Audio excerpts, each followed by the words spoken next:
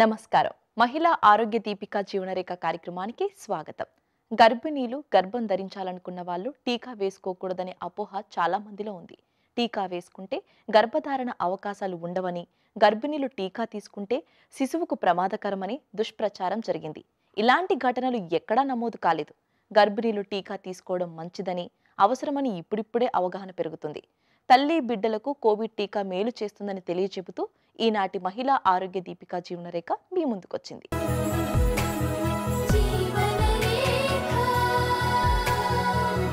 గర్భవతులుగా ఉన్నప్పుడు కరోనా సోకిన వారికి గర్భస్రావం జరిగినట్టు గాని, పుట్టిన పిల్లలకు లోపాలున్నట్టు గాని తేలలేదు. అయితే అదే సమయంలో గర్భిణీలకు సహజంగానే రోగ నిరోధక శక్తి తగ్గుతుంది కనుక గర్భవతులకు కోవిడ్-19 సోకే ప్రమాదం చాలా ఎక్కువగా ఉంటుంది. అందుకే టీకాలు ఇవ్వడం మీద ఉన్న అపోహలు కూడా తొలగిపోయి తల్లి బిడ్డలకు టీకా మేలు చేస్తుందని నిర్ధారించారు. ఆ వివరాలు తెలుసుకుందాం.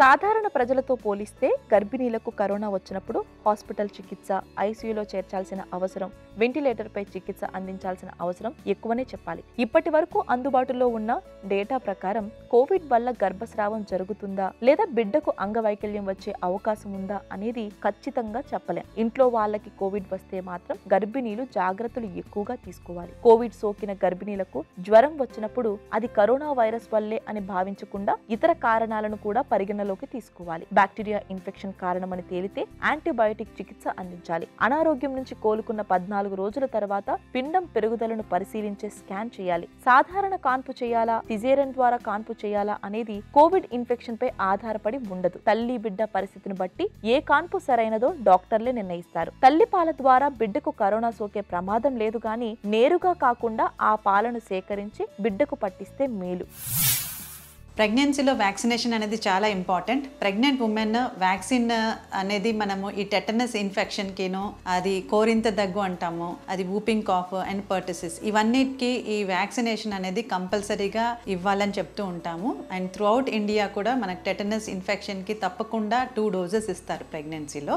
ఈ వ్యాక్సిన్ ఇవ్వటం వల్ల బిడ్డకి తల్లికి ఇద్దరికి చాలా బెనిఫిట్ అవుతుంది. అండ్ ప్రెగ్నెన్సీ టైంలో మనకు వచ్చే టెటనస్ ఇన్ఫెక్షన్ ఏదైతే ఉంటుందో ఒక్కొక్కసారి మెటర్నల్ డెత్ క్రియేట్ చేస్తుంది. కాబట్టి ఆ ఇన్ఫెక్షన్ రాకుండా ఉండటానికి వ్యాక్సిన్ తప్పకుండా అందరికీ ఇస్తారు. ఒక ఫస్ట్ డోసు ఉట్టిగా టీటీ ఒకటే ఇస్తూ ఉంటే ఫస్ట్ డోసు 5th మంత్లో ఇవ్వటం, తర్వాత 1 మంత్ తర్వాత సెకండ్ డోస్ ఇస్తారు.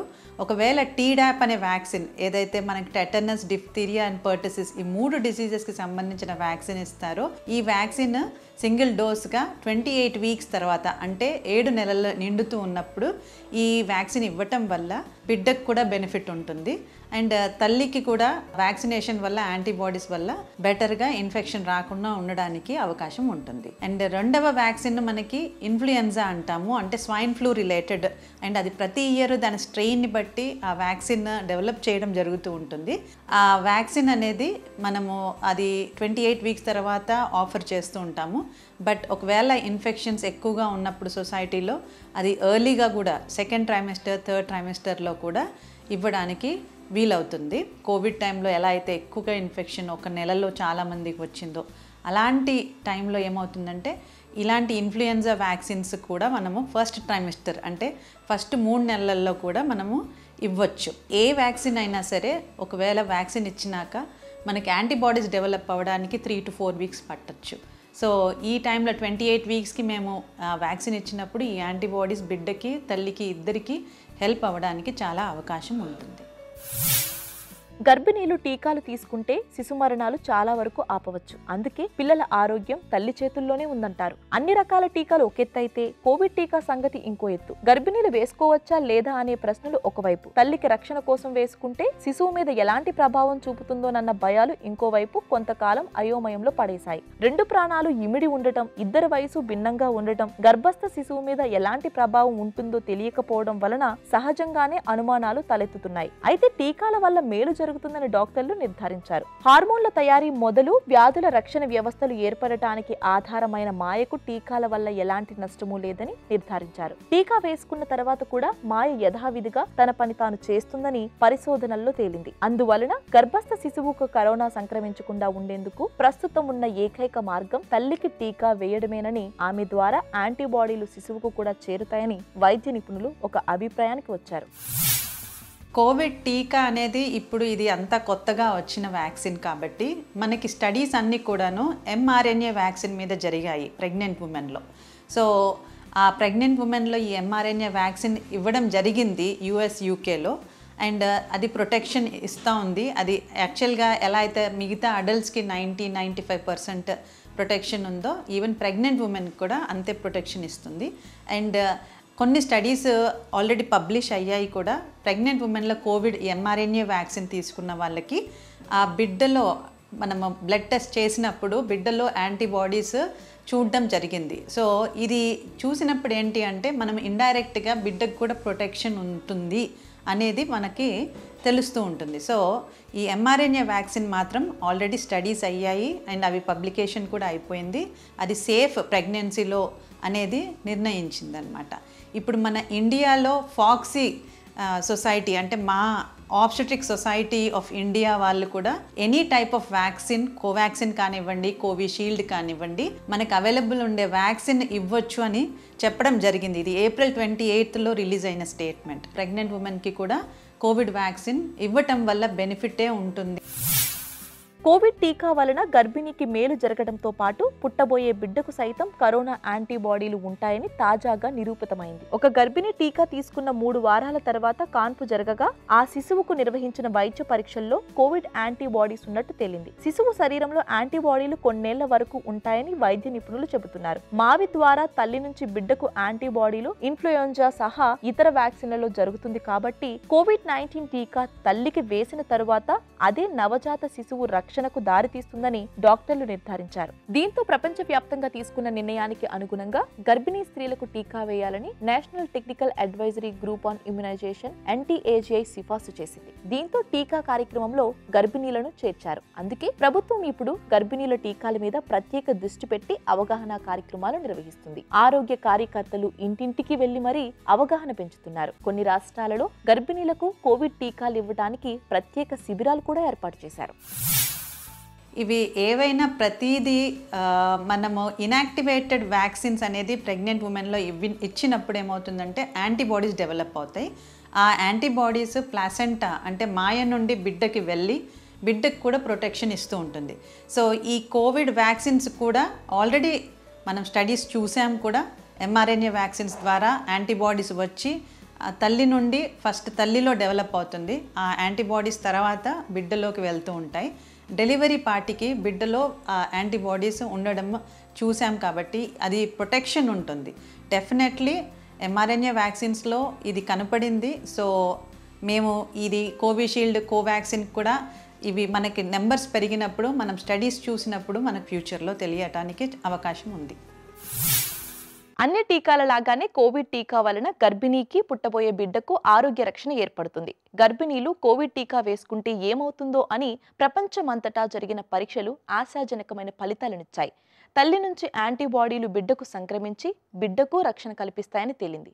దీంతో భారత్ సహా అనేక దేశాలు గర్భిణీల కోవిడ్ టీకాకు పచ్చజెండా చూపాయి. సహజ సిద్ధమైన కాన్పు సాధ్యం కాదనుకున్నప్పుడు పొత్తి కడుపు దగ్గర కోసి శస్త్రచికిత్స ద్వారా శిశువును తీసే విధానాన్ని సి సెక్షన్ లేదా సిజేరియన్ ఆపరేషన్ అంటారు. ఇది ఒక్కోసారి ముందుగానే నిర్ణయం అవుతుంది. కొన్నిసార్లు కాన్పు జరుగుతున్నప్పుడు కూడా ఆకస్మికంగా నిర్ణయం తీసుకోవాల్సి రావచ్చు. రిస్క్ నివారణ కోసం నిర్ణయం తీసుకుని సర్జరీ చేసే సమయంలోనూ తల్లి బిడ్డలకు కొంత రిస్క్ తప్పకపోవచ్చు. కొంతమంది ఆరోగ్య పరిస్థితి దృష్ట్యానో ఊబకాయలుగా ఉన్నప్పుడు డాక్టర్లు ముందుగానే సిజేరియన్కి సిద్ధం కమ్మంటారు. ఈ కార్యక్రమంలో ఇప్పుడు సమస్య సలహా చూద్దాం.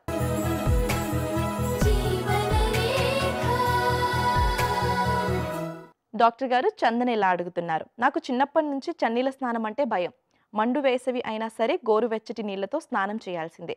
కానీ ఇప్పుడు గర్భవతిని. ఇంట్లో వాళ్ళేమో వేనీళ్ళ స్నానం చేయకూడదని షరతు పెట్టారు. ప్రసవం తర్వాత మాత్రమే వేనీళ్లతో స్నానం చేయటానికి అనుమతిస్తామంటున్నారు.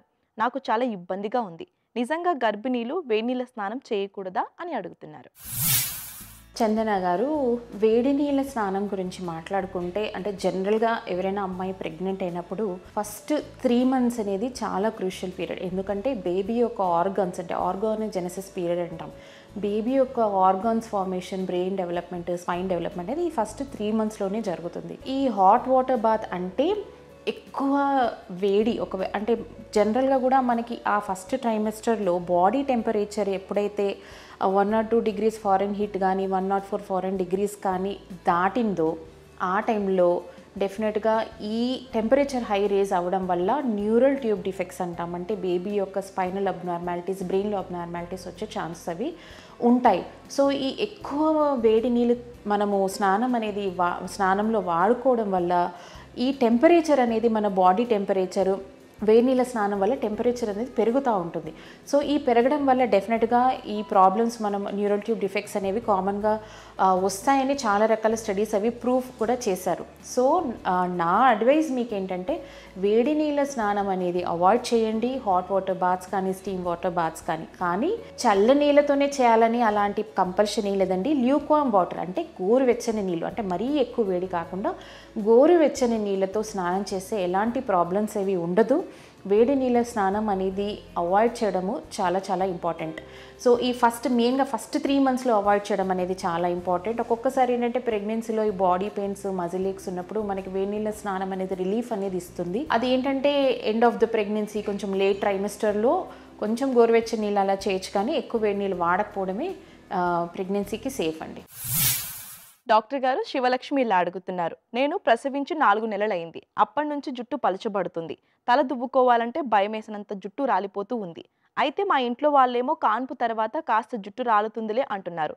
నన్ను ఊరడించడానికి అలా అంటున్నారేమోనన్న అనుమానం కూడా వస్తుంది. ప్రసవం తర్వాత జుట్టు ఊడిపోవడం సహజమేనా? మీరేమైనా సలహా ఇవ్వగలరా అని అడుగుతున్నారు. శివలక్ష్మి గారు, డెలివరీ తర్వాత హెయిర్ ఫాల్ ఉందని చెప్తున్నారు. అంటే కామనా కాదా అని మాట్లాడుకుంటే ఈ హెయిర్ ఫాల్ అనేది చాలా కామన్ అండి ప్రెగ్నెంట్ లేడీస్లో. ఇది ఎందుకు అలా అవుతుంది అంటే ప్రెగ్నెన్సీలో మనకు బేబీ ఎదుగుదల కోసము చాలా రకాల హార్మోన్స్ అవి మన బాడీలో, అంటే బై నేచర్ ఏంటంటే కొన్ని రకాల హార్మోన్స్, ఈస్ట్రోజన్, ప్రొజెస్ట్రాన్, ఆక్సిటోసిన్, ఇవన్నీ ఏంటంటే బాడీలో ప్రెగ్నెన్సీలో హార్మోన్స్ అన్నీ ఎక్కువ మోతాదులో ఉంటాయి. అదే కాకుండా బ్లడ్ సర్క్యులేషన్ అనేది కూడా, బ్లడ్ వాల్యూమ్ అంటాం, అది కూడా మనకు ప్రెగ్నెన్సీలో నార్మల్ వాళ్ళకనే ఎక్కువ మోతాదులో బ్లడ్ వాల్యూమ్ అనేది ఉంటుంది. సో దీనివల్ల ఏంటంటే ఈ హార్మోన్స్ ఇంక్రీజ్ అవ్వడం వల్ల, బ్లడ్ సర్క్యులేషన్ వాల్యూమ్ ఇంక్రీజ్ అవ్వడం వల్ల ప్రెగ్నెన్సీలో హెయిర్ ఫాల్ అనేది చాలా అరుదు, తక్కువ మోతాదులో హెయిర్ ఫాల్ అది అవుతుంది. సో మనకు ఒకసారి బేబీ డెలివరీ అయిన తర్వాత డ్రాస్టిక్గా ఈ హార్మోన్స్ అన్ని తగ్గిపోతాయి. అంటే ఈస్ట్రోజన్, ప్రొజెస్ట్రాన్, ఈ హార్మోన్స్ అన్ని సడన్గా డ్రాప్ అయిపోతాయి. అదే కాకుండా బ్లడ్ వాల్యూమ్లో కూడా చాలా చేంజెస్ వచ్చాయి. సడన్గా బ్లడ్ వాల్యూమ్ అనేది తగ్గిపోతుంది. అంటే ఈ సర్క్యులేషన్ చేంజెస్, ఈ హార్మోన్స్ అన్ని తగ్గడం వల్ల మీకు ఈ హెయిర్ ఫాల్ అనేది, అంటే ఎవరైనా అమ్మాయి డెలివరీ తర్వాత ఈ హెయిర్ ఫాల్ అనేది ఈ ఫస్ట్ 3 months నుంచి చూసుకుంటే 1 year వరకు ఈ హెయిర్ ఫాల్ అనేది కామన్గా జరుగుతుంది. సో ఇది ఏంటంటే పర్మనెంట్ హెయిర్ లాస్ కాదండి, ఇది టెంపరరీ హెయిర్ లాస్ మాత్రమే. ఎందుకంటే ఈ హార్మోన్స్ అన్ని తగ్గడం వల్ల ఈ హెయిర్ లాస్ అనేది జరుగుతుంది. కరెక్ట్గా స్లీప్ అనేది, నిద్ర అనేది లేకపోతే కూడా హెయిర్ ఫాల్ అయ్యే ఛాన్సెస్ ఉంటాయి. కాబట్టి ఎప్పుడు టైం దొరికినా ఆ టైంలో మీరు చాలా వరకు రిలాక్స్ అవ్వడానికి ట్రై చేయండి, నిద్రపోవడానికి ట్రై చేయండి. ఇదే కాకుండా డైట్ అనేది చాలా ఇంపార్టెంట్. ఎందుకంటే డెలివరీ తర్వాత ప్రెగ్నెన్సీలో అందరూ చాలా బాగా హెల్తీ డైట్ అది తీసుకుంటారు, కానీ ఒకసారి డెలివరీ అయిన తర్వాత అంత కాన్సన్ట్రేషన్, ఫోకస్ అది డైట్ మీద చేయరు. కానీ మీకు ఇంత హెయిర్ ఫాల్ ఉంది కాబట్టి మీరు డైట్ మీద ఫోకస్ చేయండి. మీరు మంచి హెల్తీ డైట్ తీసుకోవడం, క్యారెట్స్ తీసుకోవడం, బీట్రూట్, నట్స్, ఎగ్స్ తీసుకోవడము, ప్రోటీన్ ఫుడ్ తీసుకోవడము, మీట్ తీసుకోవడము, ఆకుకూరలు ఎక్కువగా తీసుకోవడము. సో మీరు ఏది కొంచెం తీసుకున్నా హెల్తీ డైట్ తీసుకుంటే డెఫినెట్గా ఆ హెయిర్ ఫాల్ అనేది ఎక్కువ డెఫినెట్గా ఉంటుంది, కానీ ఎక్కువ మోతాదులో లేకుండా అట్లీస్ట్ అది అరెస్ట్ అయినా చేస్తుంది. సో హెల్తీ డైట్ తీసుకోండి, సరిగా నిద్రపోండి, మల్టీవిటమిన్ టాబ్లెట్స్ తప్పకుండా డెలివరీ తర్వాత వాడితే మీ హెయిర్ ఫాల్ సమస్య అనేది అరికట్టవచ్చు. చాలా ఎక్కువగా ఉన్నప్పుడు ఒక డెర్మటాలజిస్ట్ కన్సల్టేషన్ కూడా తీసుకొని వాళ్ళు ఇంకేదైనా రకాల షాంపూస్ కానీ ఇంకేదైనా అడ్వైస్ ఇస్తే అది తీసుకొని ఫాలో చేయడం అనేది చాలా ఇంపార్టెంట్ అండి. సుఖప్రసవం జరిగే అవకాశం లేదనుకున్నప్పుడు తల్లి బిడ్డను ప్రమాదంలోకి నెట్టకుండా ఉండేందుకు సిజేరియన్ చేయాలని డాక్టర్లు నిర్ణయించవచ్చు. కాన్పు నొప్పులు మొదలై ఆగిపోయినప్పుడు సిజేరియన్కు మొగ్గు చూపటం అన్నది సర్వసాధారణంగా జరిగేదే. అయితే ఈ మధ్య కాలంలో డాక్టర్లు డబ్బు కోసం వీలైనంత వరకు సిజేరియన్ వైపే మొగ్గు చూపుతున్నారన్న విమర్శలు కూడా ఉన్నాయి. నిజంగా అవసరమైనప్పుడు మాత్రం సిజేరియన్ తప్పనిసరి. సిజేరియన్ వలన తాత్కాలికంగా ఊరట పొందినా దీర్ఘకాలంలో అనేక ఇబ్బందులు ఎదుర్కోవాల్సి ఉంటుంది. డాక్టర్ గారు, మహేశ్వరి ఇలా అడుగుతున్నారు. నేను గర్భవతిని. చాలా మంది గర్భవతులకు పులుపు లాంటి రుచులు తినాలనిపిస్తుందని అంటారు. పచ్చి మామిడికాయలు, చింతకాయలు తింటూ ఉంటారు. కానీ ఖచ్చితంగా అలా అనిపించాల్సిందేనా? నాకేమో అలా అనిపించడం లేదు. పైగా నాకు మట్టి, బలపాలు తినాలనిపిస్తుంది. చెప్పడానికి కాస్త సిగ్గుగా ఉన్నా అవి మానలేకపోతున్నాను. ఈ విపరీతమైన లక్షణాల నుంచి బయటపడాలంటే ఏం చేయాలి అని అడుగుతున్నారు. మహేశ్వరి గారు, అంటే ఖచ్చితంగా పులుపు లాంటి పదార్థాలు తీసుకోవాలని అయితే రూల్ అయితే ఏం లేదండి. అంటే ఎవరికి నచ్చిన పదార్థాలు వాళ్ళు తీసుకోవచ్చు. అంటే వాళ్ళ మనసుకి, అంటే వాళ్ళకి ఏది తినాలనిపిస్తే అది తిన్నంత మాత్రాన ఏమి ఇబ్బంది ఏం లేదు. అది లేనంత మాత్రాన ప్రెగ్నెన్సీ లేదు, లేదంటే వేరే ఏదో లోపం అని అయితే మాత్రం అలాంటిది ఏమి ఉండదండి. యూజువల్ గా ఏంటంటే ప్రెగ్నెన్సీలో హార్మోన్స్ వలన కానివ్వండి, వేరే ఇతర కారణాల వలన కానివ్వండి, కొన్ని పదార్థాలు ఎక్కువగా తినాలని అనిపిస్తుంది. సో ఆ పదార్థాలు తీసుకోవటంలో తప్పు లేదు. అలా అని చెప్పి మీరు చెప్పిన విధానం అయితే, అంటే ఏదైతే బలపాలు తినాలనిపిస్తుంది, లేదంటే మట్టి తినాలనిపిస్తుంది, అది అయితే అబ్నార్మల్ అండి. ఎందుకంటే దీన్ని పికా అంటారు. పికా అంటే మోస్ట్లీగా ఇలాంటి లక్షణాలన్నీ కూడాను ఎనీమియా ఉండే ఆడవాళ్ళల్లో ఉంటాయి అన్నమాట. అంటే బాడీలో రక్త శాతం గనక తక్కువగా ఉన్న ఆడవాళ్ళల్లో ఇలా తినాలని అనిపించడం అనేది ఎక్కువగా జరుగుతూ ఉంటుంది. అండ్ అంతేకాకుండా మీరు ఇలాంటి పదార్థాలు తినాలి అని అనుకుంటున్నారు కాబట్టి అసలు మొహమాటం పడకుండా, అసలు సిగ్గు అనేది పడకుండా వెంటనే మీరు గైనకాలజిస్ట్ని సంప్రదించినట్టయితే వాళ్ళు కొన్ని టెస్టులు చేసి ఒకవేళ కనుక మీకు రక్త శాతం కనుక తక్కువ ఉన్నట్టయితే దానికి తగ్గ ట్రీట్మెంట్ అనేది అయితే ఇస్తారు. కానీ మీకుండే లక్షణం, అంటే మీరు తినాలనుకునే లక్షణం అయితే మాత్రం డెఫినెట్గా అది అబ్నార్మల్ థింగేని. సో డెఫినెట్గా దానికైతే ట్రీట్మెంట్ తీసుకోవాల్సిన అవసరం అయితే చాలా ఉందండి. డాక్టర్ గారు, రమామణి ఇలా అడుగుతున్నారు. నేను గర్భవతి కావడం ఎంత ఆనందం కలిగించిందో కాన్పు నొప్పులు తలుచుకుంటే అంత భయంగా ఉంది. నొప్పులు లేకుండా కనటం గురించి తెలుసుకుంటూ ఉంటుంటే ఈ మధ్యనే తెలిసిన వాళ్ళు చెప్పారు, ఆక్యుపంక్చర్ లాంటి పద్ధతులు బాగా పనికొస్తాయని. ఇది నిజమేనా? వీటి వలన ఫలితం ఉంటుందా? ఇంతకంటే మెరుగైన విధానాలు ఏమైనా పాటించడానికి వీలుందా? నాకు సలహా ఇవ్వండి అని అడుగుతున్నారు. రమామణి గారు, మీరు చాలా మంచి క్వశ్చన్ అడిగారండి. చాలా మంది ఆడవాళ్ళు ఏంటి అంటే ప్రెగ్నెన్సీ కన్నాను ప్రెగ్నెన్సీ నొప్పుల వలన వచ్చే భయంతో చాలా మంది ఈ మధ్యన సిజేరియన్ సెక్షన్ అడుగుతున్నారండి. దాన్నే మనం caesarean delivery at maternal request, అంటే సిడిఎంఆర్ అని అంటూ ఉంటాం అనమాట. సో ఈ సిడిఎంఆర్ లో ముఖ్యంగా ఉండే ఆడవాళ్ళలో ఏంటంటే వాళ్ళకి పూర్తి అవగాహన లేకుండా, అంటే నొప్పులు ఎలా వస్తాయి, నొప్పులు వస్తే ఏ విధంగా ఉండాలి, వచ్చేటప్పుడు ఎటువంటివి చేస్తే నొప్పులు తగ్గుతాయి అని అన్నది అవగాహన లేకపోవటం వల్లనే చాలా మంది వీళ్ళు సిజేరియన్ డెలివరీ అడగటం గానీ లేదంటే మేం చేయటం గానీ జరుగుతూ ఉంటుంది. సో యూజువల్ గా ఏంటి అంటే ఈ కాన్పు నొప్పులు అనేది తప్పనిసరిగా ఉంటాయండి. అంటే మొదటి ప్రెగ్నెన్సీలో అది కూడా ఏమవుతుంది అంటే నార్మల్ గా ఉండే దానికన్నాను కొంచెం ఎక్కువ టైమే మనం వెయిట్ చేయాల్సి ఉంటుంది. అండ్ నార్మల్ ప్రెగ్నెన్సీలో నొప్పులు కూడాను అది మొదటిసారి మీరు తీసుకుంటున్నారు కాబట్టి డెఫినెట్ గా ఆ నొప్పులు అనేది చాలా ఎక్కువగా ఉంటాయి. సో దానికి తోడు ఏంటంటే మీరు కొన్ని క్వశ్చన్స్ అడిగారు, అంటే యాక్యుపంక్చర్ ఇలాంటివి ఏమన్నా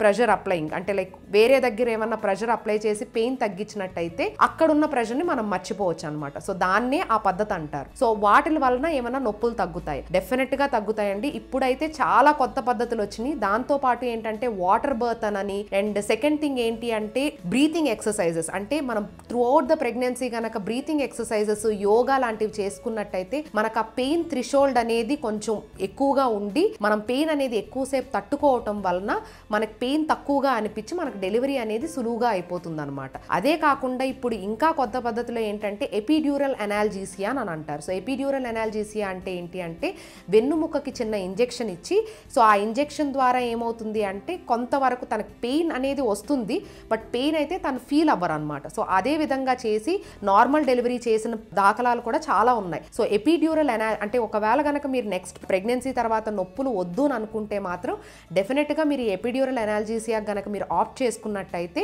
దాని వలన సైడ్ ఎఫెక్ట్స్, కాంట్రా ఇండికేషన్స్ మీకు క్లియర్గా అనస్థెటిస్ట్ మీకు కంప్లీట్గా ఎక్స్ప్లెయిన్ చేసి వాళ్ళ ప్రొసీజర్ చేస్తారు. సో డెఫినెట్గా మీరైతే రిలీఫ్ అయితే చూస్తారండి. సో డెఫినెట్గా మీరు దీన్ని ఆప్ట్ చేసుకోమని నేను సూచిస్తున్నాను. ప్రసవం అంటే పునర్జన్మ లాంటిది అంటారు. కానీ ఇప్పుడు సిజేరియన్ అందుబాటులోకి వచ్చిన తర్వాత ఎలాంటి రిస్క్ లేకుండా సర్జరీ చేసి శిశువును బయటకు తీస్తున్నారు. అయితే సిజేరియన్ అవసరాన్ని ఖచ్చితంగా అంచనా వేయగలిగితే సహజ ప్రసవానికే ప్రాధాన్యం ఇవ్వడం మంచిదని డాక్టర్లు చెబుతున్నారు. కొంతకాలం క్రితం పెరిగిన సిజేరియన్ల నేపథ్యంలో అవగాహన పెంచడం ద్వారా తగ్గించగలిగిన విషయాన్ని కూడా గుర్తు చేస్తున్నారు. మామూలు కాన్పు అవుతుందని అనుకున్నప్పటికీ ముందు జాగ్రత్తగా సిజేరియన్కు సైతం సిద్ధంగా ఉండాలి. ఇది నేటి మహిళా ఆరోగ్య దీపిక జీవనరేఖ. మరో కార్యక్రమంలో మళ్ళీ కలుద్దాం. నమస్తే. మీ ఆరోగ్య సమస్యలను, సందేహాలను మాకు పంపించవలసిన వాట్సాప్ నంబర్ 8790597766.